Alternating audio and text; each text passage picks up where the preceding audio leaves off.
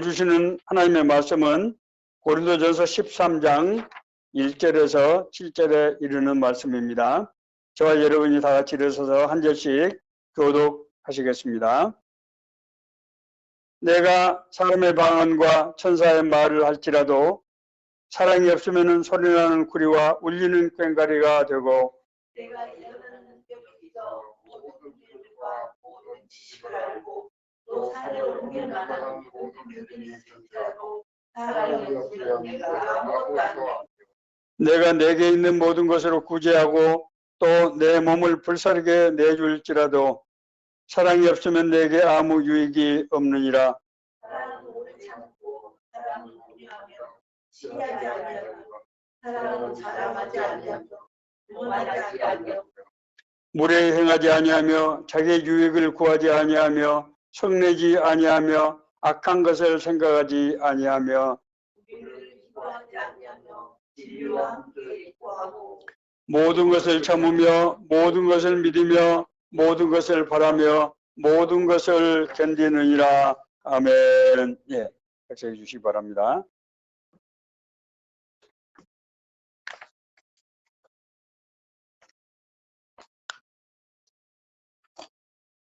기독교는 사랑의 종교다 이렇게 얘기합니다. 왜냐하면은 사랑은 하나님의 본성이고 하나님 나라의 본질이기 때문입니다. 그러므로 기독교가 가는 곳에는 하나님 나라의 사랑이 이루어지도록 되어 있는 것입니다. 그래서 아마 기독교를 사랑의 종교다 그렇게 얘기하는 것 같습니다. 하나님의 사랑이 이루어지는 것, 하나님의 사랑이 이루어지는 곳이 바로 하나님의 나라입니다. 오늘날 많은 사람들이 교회에 다니지만은 어쩐지 날이 갈수록 세상이 사랑으로 변화되지 않은 것 같습니다. 왜 사랑이 잘 드러나지 않을까? 기본적으로 한 두 가지 정도 요인이 있는 것이 아닌가 생각이 됩니다. 첫째는 사랑에 대해서 다소 무관심하거나 심지어 사랑을 잘 모를 수가 있다고 하는 것입니다. 자기가 생각하는 사랑이 하나님의 사랑과 다를 수 있다고 하는 것입니다. 둘째로 사랑하고자 하지만은 사랑의 능력을 잃어버렸기 때문에, 사랑의 능력이 역사하지 않기 때문에 사랑으로 나타나지 않는다. 그런 이유가 있을 수 있다고 하는 것입니다. 오늘 본문은 우리 모두가 다 잘 아는 정말 사랑의 송가라고 불리우는 그런 고린도전서 13장 사실 1절에서 13절까지 말씀입니다만은 제가 오늘 설교 주제로 분량이 너무 많아서 일부분을 전반부를 택했습니다. 본문은 하나님의 은사에 대해서 설명하고 있는 그런 내용이 이제 연속선상에 있는 부분으로서 하나님의 은사의 설명의 백미라고 할 수 있는, 정말 절정이라고 할 수 있는 사랑의 은사에 관한 것입니다. 바울사도는 앞선 12장에서 지혜라든지 지식이라든지 병고침, 예언, 능력 행함, 영분별, 방언, 가르침, 지도력 등 여러 가지 은사에 대해서 이제 길게 설명을 한 뒤에 가장 크고 귀중한 은사로서 사랑의 은사를 소개하면서 이어서 13장에서 본격적으로 사랑의 은사에 대해서 논하고 있습니다. 우리가 사랑이 무엇인가를 논할 때 가장 먼저 생각해야 될 것은 사랑은 은사라고 하는 것입니다. 은사는 하나님께서 인간에게 주시는 많은 선물 가운데서 특별히 성령을 통해서 주시는 선물을 은사라고 말합니다. 신약 성경에서는 그래서 이것이 은총의 선물이라는 뜻의 카리스마라는 단어를 사용하고 있는 것을 볼 수 있습니다. 카리스마는 하나님께서 특별하게 인간에게 주시는 성령을 통해서 주시는 선물이신 것입니다. 이 바울사도에 의하면 이 은사는 믿음의 공동체인 교회에 주시는 것으로서 교회가 본래적인 교회 기능을 다할 수 있도록 하기 위해서 주시는 그런 능력이라고 하는 것입니다. 인간의 몸은 여러 지체로 이루어진 것 같이 교회도 그리스도를 머리로 해서 여러 지체로 구성이 되어 있는데 그 각 지체에게 은사, 역할을 맡길 때 은사를 주셔서 그 은사를 통해서 그 맡은 직분을 감당함으로써 하나의 몸된 그리스도의 교회를 이루게 하시는 것이 바로 이 은사라고 하는 것이고, 사랑은 이 은사 중에서 모든 신자에게 주시는 가장 중요한 은사라고 하는 것입니다. 사랑은 성령의 본성이기 때문에 모든 신자는 누구든지 다 사랑의 은사를 받은 것이라고 하는 것입니다. 앞서 말씀드린 대로 사랑은 또한 하나님의 본성이기 때문에 사랑이 없다면은 아마 신자라고 하기가 조금 어렵게 될 것입니다. 뿐만 아니라 은사는 앞서 말씀드린 대로 성도가 하나님의 일을 하기 위해서 주시는 능력이라는 점에서 사랑은 능력이라는 측면과 동시에 사명이라고 하는 측면을 갖고 있다고 하는 것을 우리가 생각해야 할 것입니다. 다시 말해서 사랑은 모든 성도가 하나님의 자녀로서 살아가고 뿐만 아니라 하나님 나라의 일꾼으로서 살아가는데 살아갈 수 있도록 주시는 특별한 능력이라고 하는 것입니다. 그러므로 이제 우리가 하나님의 정말 특별한 은사인 이 사랑을 우리가 알아가기 위해서 성경에서 말씀하신 사랑의 은사에 대해서 구체적으로 알아보고 어떻게 하면 이 은사를 우리가 잘 사용할 수 있는지를 생각해 보도록 하겠습니다. 우선 은사로서의 사랑을 이해하기 위해서는 일반적인 사랑의 개념과 차이점을 우리가 생각해 볼 필요가 있습니다.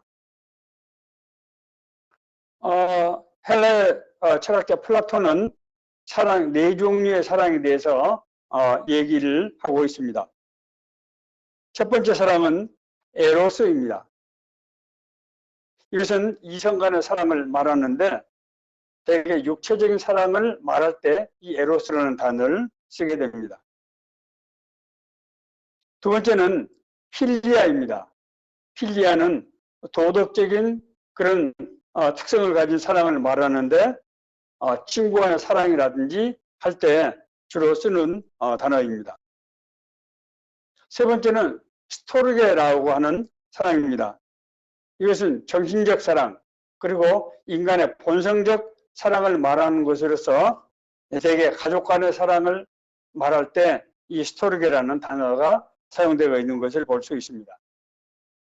그리고 이제 오늘 말씀드린 이 사랑은 아가페라고 하는 이 단어를 쓰는 사랑으로서 이것은 절대적인 사랑 또는 무조건 사랑이라는 뜻인데 무조건적인 사랑이라는 뜻인데 신적인 사랑을 얘기할 때만 쓰는 그런 단어입니다. 본서에 그러므로 사랑은 이 아가페적인 사랑을 의미합니다. 오늘 이제 본문 1~3절은 내가 사람의 방언과 천사의 말을 할지라도 사랑이 없으면 소리나는 구리와 울리는 꽹과리가 되고, 사람의 방언과 천사의 말을 한다고 하더라도 사랑이 없으면 그냥 소리나는 꽹과리가 된다는 거죠. 내가 예언하는 능력이 있어서 모든 비밀과 모든 지식을 알고 또 산을 옮길 만한 모든 믿음이 있을지라도 사랑이 없으면 내가 아무것도 아니요. 내가 내게 있는 모든 것으로 구제하고 또 내 몸을 불사르게 내어줄지라도 사랑이 없으면 내게 아무 유익이 없느니라. 이렇게 말씀하고 있습니다. 방언과 천사의 말은 하나님 나라의 비밀을 알리는 은사이지요. 예언과 지식, 또 믿음은 하나님의 뜻을 알리는 그런 은사입니다. 거기에 비해서 구제나 희생이나 헌신은 하나님 나라 실현을 위해서 자기의 몸을 내어주는 희생적 사랑을 의미합니다. 이 그룹의 은사는 모두 하나님의 나라를 이루는데 필수적인 요소이며 사실 많은 성도들이 소망하는 은사이기도 합니다. 그러나 방언이라든지 예언이라든지 지식 이런 것은 하나님의 능력을 인간이 행사하기 때문에 자칫 교만이나 자기의 공로가 드러나기 쉽다는 그런 문제점을 가지고 있습니다. 이러한 결과는 하나님의 일을 맡은 사람이 하나님의 영광을 가로막는 결과가 되고 따라서 하나님의 역사가 이루어지지 못하게 되는 그런 문제가 이제 생길 수 있다고 하는 것입니다. 사도행전에 보면은 바울과 바나바가 루스트라는 오늘날 터키 동남부 지중해 쪽입니다. 있는 도시입니다. 그래서 전도할 때 나면서 걷지 못한 자를 일으키게 됩니다. 이를 목격한 현지인들은 자기들이 섬기는 제우스와 헤르메스 신이 강림한 것이다. 이렇게 외치면서 이들에게 막 절을 해야 되는 것입니다. 이를 보고 깜짝 놀란 바울과 바나바는 자기들이 옷을 찢으면서 당신들이 지금 무슨 짓을 하고 있느냐. 큰일 날 일이다.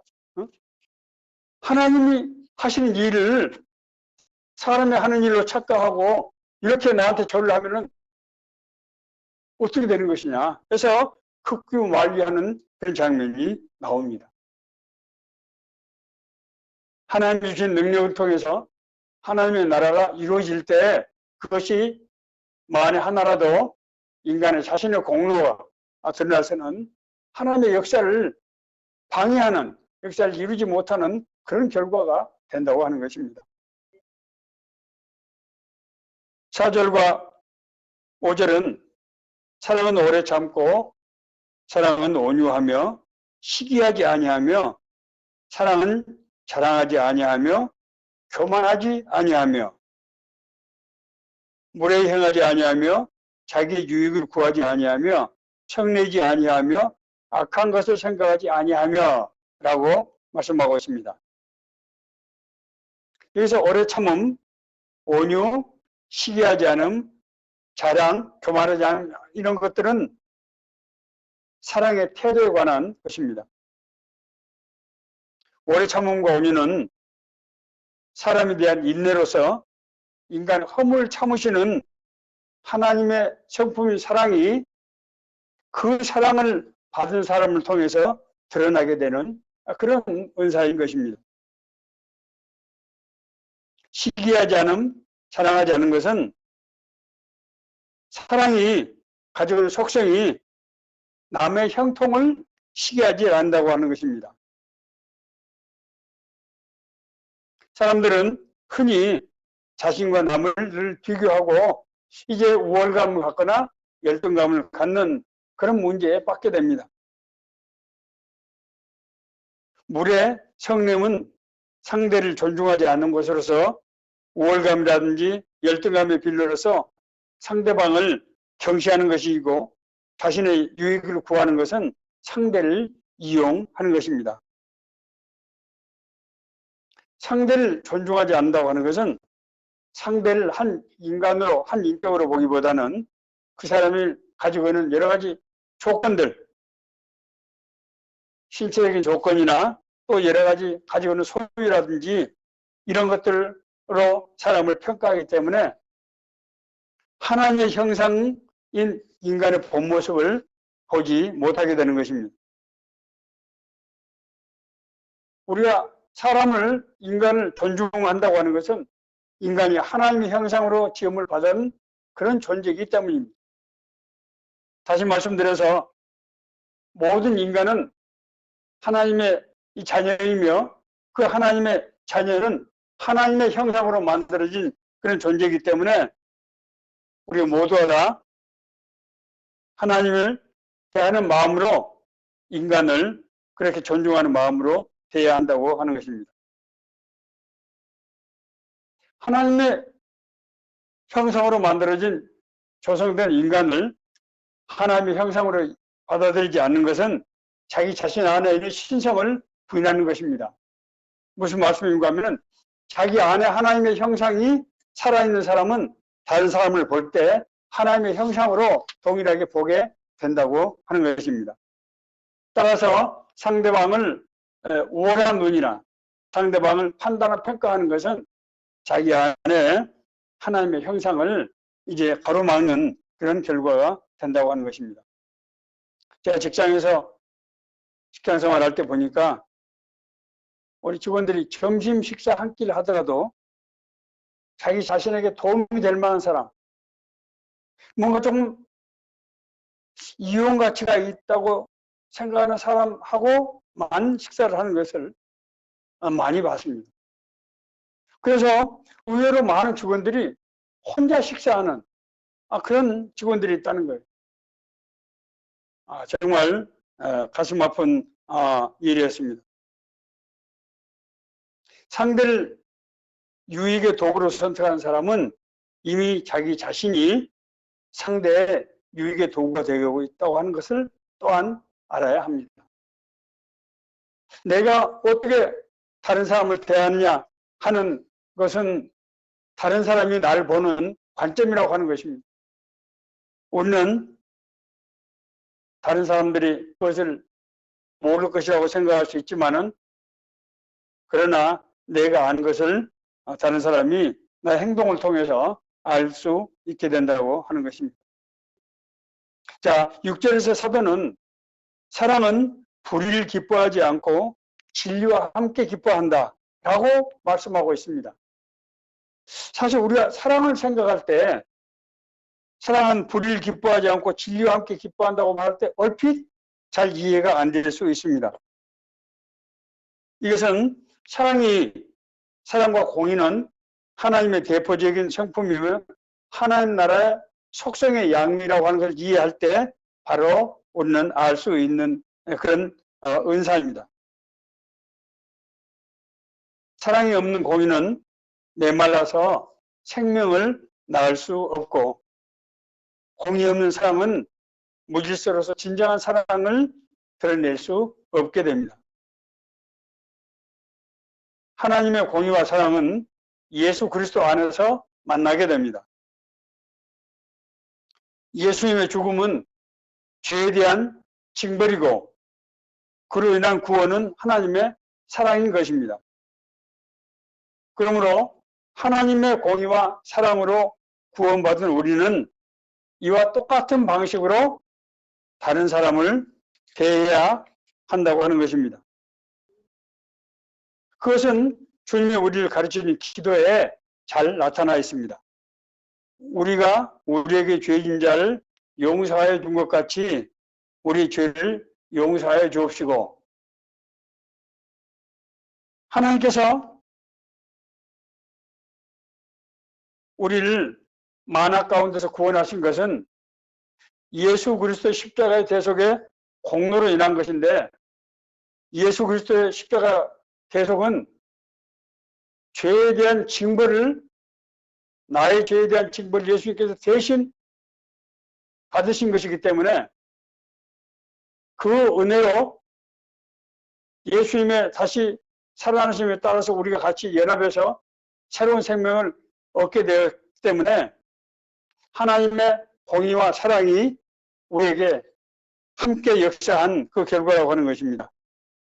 다시 말씀드리면은 사도가 사람은 불의를 기뻐하지 아니하고 진리와 함께 기뻐한다고 말할 때 여기서 이 진리, 불의와 진리는 하나님의 공의와 사랑을 말씀하고 있다고 하는 것을 의미하는 것입니다.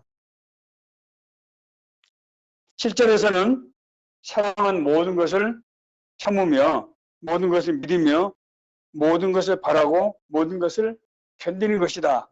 사도는 그렇게 얘기하고 있습니다.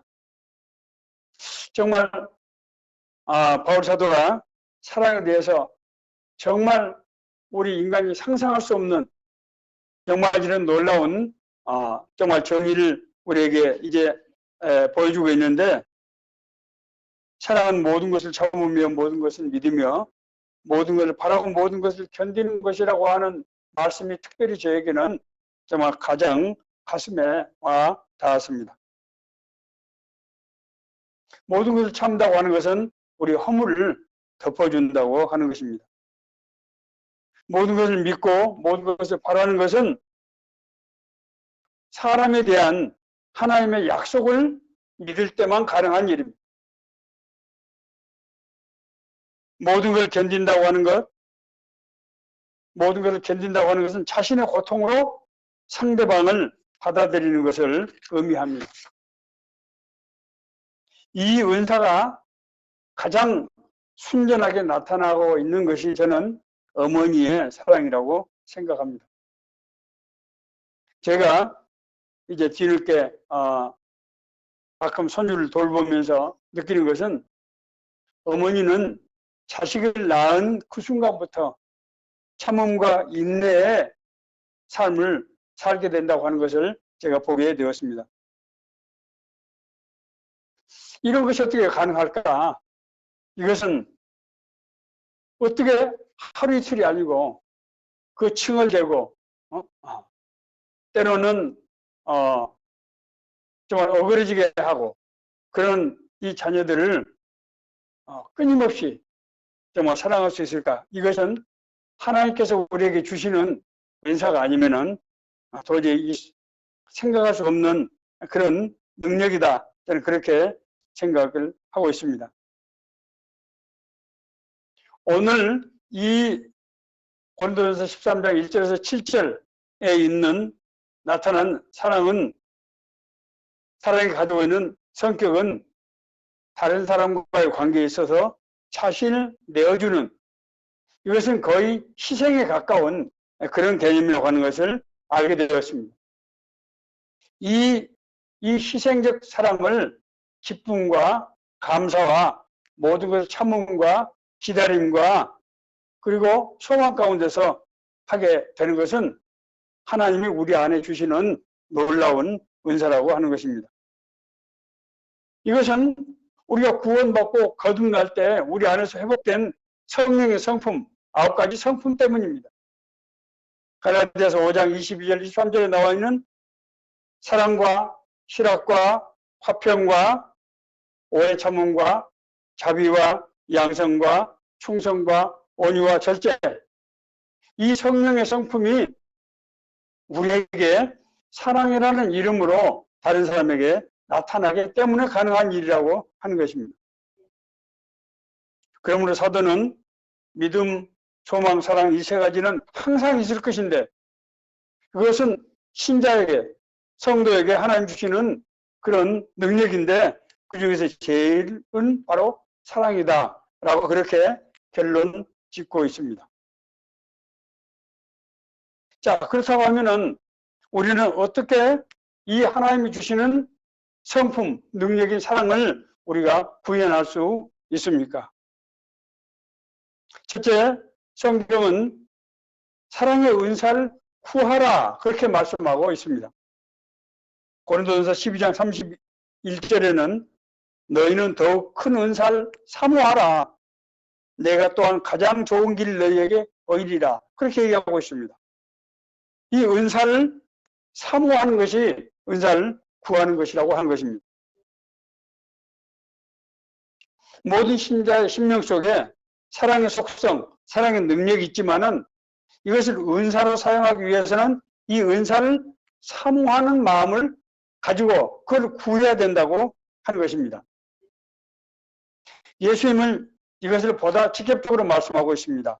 새 계명을 너희에게 주노니 서로 사랑하라. 내가 너희를 사랑한 것 같이 너희도 사랑하라.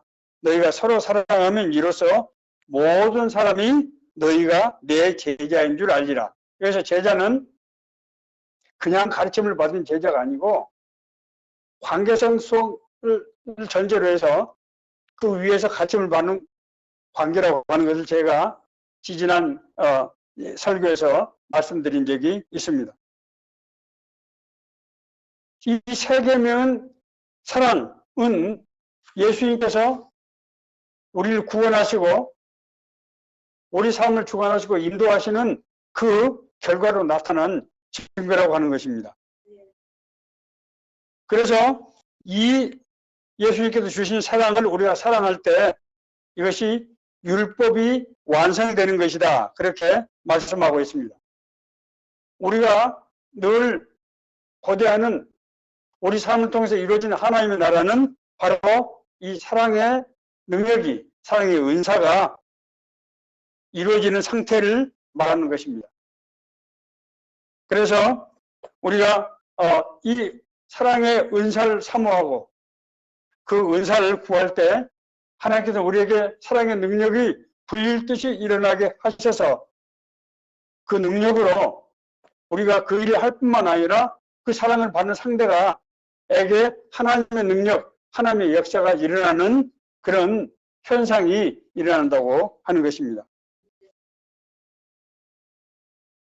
예수님께서는 이 사랑의 은사를 구하면은 주신다고 하시면서 특별하게 정말 강조하기 위해서 너희가 악할지라도 좋은 것을 자식에게 줄 줄 알거든 하물며 하늘에 계신 아버지께서 구하는 자에게 성령을 주시지 않겠느냐.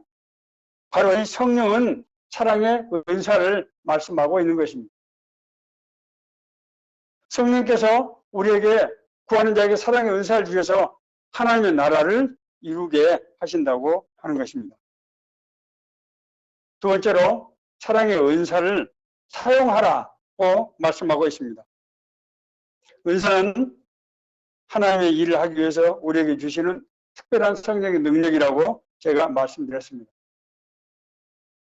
마태복음 25장에 나오는 세 가지 비유는 어떤 사람이 하나님 나라에 합당한 것이냐 하는 것을 말씀하고 있는 그런 내용입니다. 첫째는 열처의 비유고, 두 번째는 달란트의 비유고, 세 번째 비유는 양과 염소의 비유입니다. 핵심은 가운데 있는 두 번째 달란트의 비유입니다. 달란트의 비유는 주인이 일꾼들에게 은사인 달란트를 맡기고 그 달란트, 은사를 활용해서 하나님의 나라를 이루도록 하는 그 내용을 얘기하고 있는데, 우리 잘 아는 대로 2달란트, 5달란트 받은 종은 각각 받은 만큼을 남겼는데 1달란트 받은 종은 그 달란트를 숨겨두었다가 돌려줄 때 저주를 받는 그런 무서운 얘기가 나와 있습니다. 뿐만 아닙니다. 이 은사를 사용할 때 그 은사가 더욱더 강해지고 능력이 나타난다고 성경은 말씀하고 있습니다. 그 주인이 이르되 잘하였도다 착하고 충성된 종아, 내가 적은 일에 충성하였으며 내가 많은 것을 내게 맡기리니 내 주인의 즐거움에 참여할지어다 하고, 하나님 주신 은사는 그 은사를 사용할 때마다 점점 은사가 깊어지고 커지고 강해진다고 하는 것입니다. 그래서 하나님의 나라에 더 큰 일, 더 중요한 일을 하나님의 할 수 있도록 그렇게 인도하신다고 하는 것입니다. 하나님께서 구원받은 자에게 주시는 사랑의 은사는 하나님의 나라를 이루기 위해서 맡기신 은사입니다. 다시 말씀드리면 이 말 반대해서 가면은 하나님의 나라의 일을 사랑이 없이 하면은 그 일이 변질되어서 원래 하나님의 능력, 하나님의 역사가 나타나지 않고 따라서 하나님의 나라를 이룰 수 없게 된다고 하는 것입니다. 많은 사람들이 사랑을 자기 힘과 자기 방법으로 하려고 할 때 하나님 나라가 이루어지지 않은 것은 바로 이 현상 때문이라고 하는 것입니다.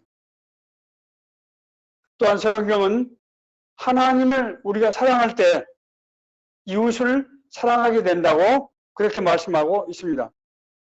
하나님을 사랑하는 것과 이웃을 사랑하는 것은 동전의 양면이라고 하는 것입니다. 왜냐하면 우리 안에 있는 하나님의 사랑이 이웃에게 흘러나가기 때문에 그렇습니다.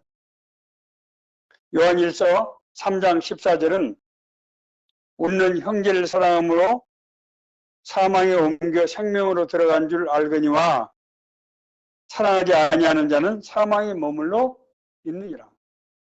굉장히 무서운 말씀을 하고 있습니다. 우리가 형제를 사랑함으로써 사망에서 생명으로 옮겨간 줄을 안다.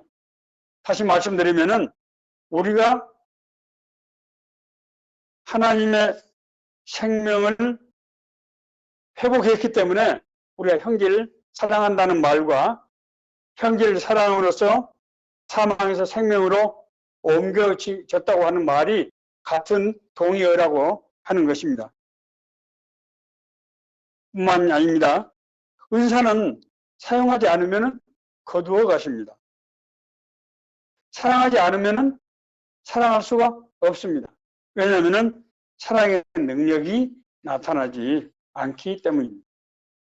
우리가 운동을 하면은 우리가 근육이 강해지고 힘이 강해지듯이 우리가 사랑을 하면 할수록 사랑의 능력이 점점 더 커지고 강하게 나타나서 정말 모든 것을 참고 견디고 인내하고 바라고 소망하는 그런 사랑을 품을 수 있게 된다고 하는 것입니다. 세 번째로 사랑할 때 하나님의 사랑이 우리 안에서 온전해집니다.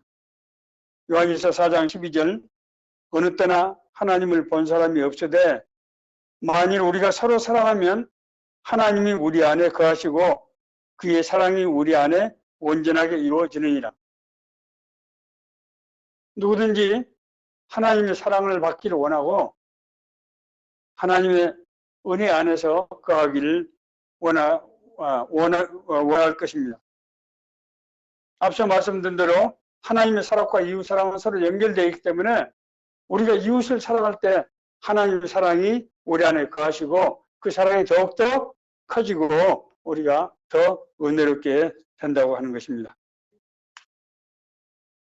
오늘 이 말씀을 마치면서 제가 저희 어머니 얘기를 잠깐 함으로써 앞서 말씀드린 사랑은 오래 참고 견디고 바라고 소망하는 것이라고 하는 말씀을 이제 되새기고자 합니다.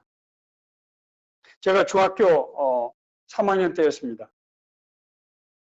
저희 고향이 시골 섬이기 때문에 남쪽 섬이 겨울에는 눈이 아주 굉장히 많이 왔습니다. 요즘은 우리 고향도 겨울에 그렇게 눈이 과거처럼 많이는 오지 않는다고 그래요. 저 어릴 때는 눈이 정말 많이 왔습니다. 엄동설안에 눈이 많이 올 때는 물론 뭐 중학교 3학년이었으니까 아주 뭐 크지는 않았겠습니다만 그래도 허리까지 눈이 차는 것은 아주 다반사였습니다. 한 번은 이제 방학이 끝이 되는데 눈이 아주 많이 내렸어요. 그래서 이제 올라가야 되는데 배를 타고 이제 섬에서 나와야 되는데 하루 이틀 눈이 좀 잦아지기를 그래서 눈이 많이 오면은 우선 통행 자체가 굉장히 어려워지기 때문에 이제나 저제나 이제 눈이 좀 잦아지기를 기다리는데 계속해서 3, 4일 동안 눈이 오는 겁니다. 그래서 이제 개학 날짜가 다가와서 나오지 않을 수가 없었어요. 그래서 보통 저희 집에서 한 30분 정도 걸어가면은 이제 우리 배 타는 선착장에 도착하는데 저희 어머니께서 아무래도 이 눈이 이렇게 많아서 시간이 많이 걸릴 테니까 아침 일찍 가자고 하셔서 꼭두 새벽에 나와서 이 길을 걷기 시작했는데 집 앞에 보니까 눈 때문에 길이 어딘지 알 수 없고 그럴 수가 없어요. 그래서 우리 집에 일하던 그 아저씨 성함이 동기 씨였는데 어렸을 때 제가 동기 아저씨하고 따랐는데 그 아저씨가 앞에서 길을 내고 그 아저씨 아주 굉장히 몸이 크고 아주 건장한 분이었어요. 그분이 앞에서 길을 내고 어머니가 그 다음에 따라가고 제가 맨 뒤에 어머니가 그 눈을 밟으면은 저는 비교적 편하게 이제 거기를 걸어가는 것입니다. 30분 정도 갈 수 있는 거리가 2시간 정도 아마 걸렸던 것 같아요. 한국에까지 도달했는데 그게 선착장에 도달했는데 선착장에 도달해 보니까 이 얼음이 이 눈이 얼음이 돼가지고 이 네이하고 바지 속에서 아주 완전히 얼음 덩어리가 됐어요. 그러니까 이 무릎까지는 이 완전히 이 얼음 덩이를 아주 발에 차고 있는 것처럼 거기 오느라고 이 추운지 모르고 왔는데 와서 이제 선착장에 와서 배를 기다리는데 추워서 견딜 수가 없는 거예요. 아니 아무리 뭐 우리뿐이 아니라 몇몇 사람이 선착장에 와서 에서 기다리는 사람이 있었습니다. 그런데 아무리 기다려도 배가 오지 않는 거예요. 그 당시만 해도 시골에 전화 시설 이런 거 제대로 없어서 연락을 받지 못했는데 배가 이 눈이 너무 많이 하고 풍랑 때문에 배가 오질 못한 겁니다. 그래서 거기서 다시 집에를 지금 이제 가면은 또 이제 그 다음날 와야 되는데 갈 수 없어서 그냥 거기에 선착장에 있는 그 가게에서 그냥 쉬고 쉬었다가 이제 다음날 배가 오면은 가기로 그렇게 했습니다. 말이 가게지 정말 허술하게 지어진 그런 집이었는데 정말로 추웠습니다. 밤에 그때 우리 어머니가 입으셨던 옷은 하얀 무명 배 옷이었어요. 한겨울이었지만은 그 당시에는 뭐 시골에 이렇게 무슨 그런 따뜻한 외투가 없었기 때문에 그 옷을 입고 계시는데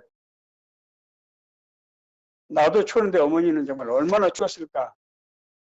어쨌든 밤새 달달달달 떨다가 이제 아침에 새벽에 일어나서 그때 어떻게 해서 아무튼 배가 왔더라고요. 그래서 이제 저는 그 배를 타고 이제 목포로 나가고 저희 어머니하고 그 아저씨는 다시 그 눈길 헤치고 이제 집으로 돌아와졌습니다. 제가 장성에서 5월 어버이날이 되면은 항상 그 장면이 눈앞에 선하고 그 정말 눈으로 쌓인 우리 고향 산천 거기서 정말 허리까지 오는 눈을 우리 동기 아저씨가 길을 만들어서 그 아저씨 어머니 그리고 내가 따라갔던 그 일이 항상 잊혀지지 않습니다. 하나님께서는 우리 안에 이런 하나님의 사랑을 주시고 이 사랑으로 우리 이웃들 통해서 하나님의 사랑, 하나님의 나라를 이루시게 하신 줄로 믿습니다. 이 말씀이 우리에게 주신 하나님의 은혜의 말씀, 생명의 말씀이 되기를 간절히 바랍니다.